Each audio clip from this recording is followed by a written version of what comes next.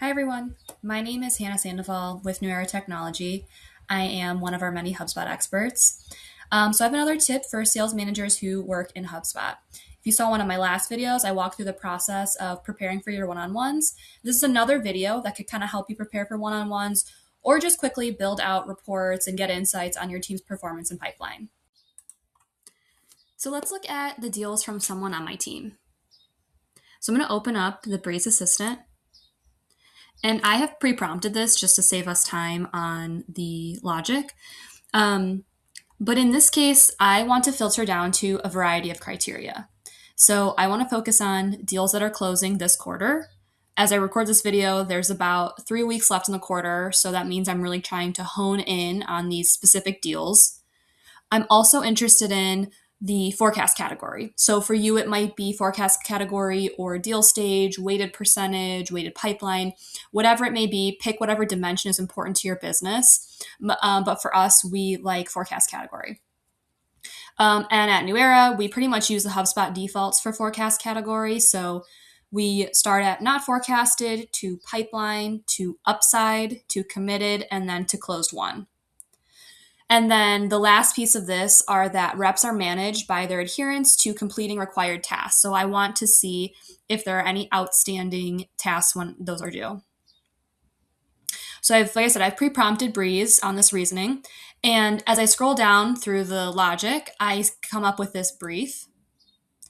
So I open this here and I have 10 deals, I believe, that fit my criteria. So here are my deals. And I mentioned there were 3 criteria that I'm interested in. So I'm going to start off with tasks that are not completed. So let's see, it looks like I have 6 deals here with a not started task status. So I'm going to go across and look at these 6 deals here. Another red flag I'm noticing is that these deals, the close date, they're past due on their close date. Obviously, their stages are not closed won. I have a couple that are still in qualify even, so that's still too early of a stage that I'd like to see at this point. And then again, my forecast category is pipeline, so it's also very low, besides the fact that the deal is not actually closed won or closed loss at this point, and it was due in May in this case. So obviously, those are a few things that are very glaring in this situation. But clearly, these deals are not on track. So, what's the problem? Are they stalled? Are they lost? Do we need to engage like a subject matter expert to push this deal through? These are all follow up conversations that I might have with this specific sales rep to understand why these are still sitting here open with kind of an inconsistent status.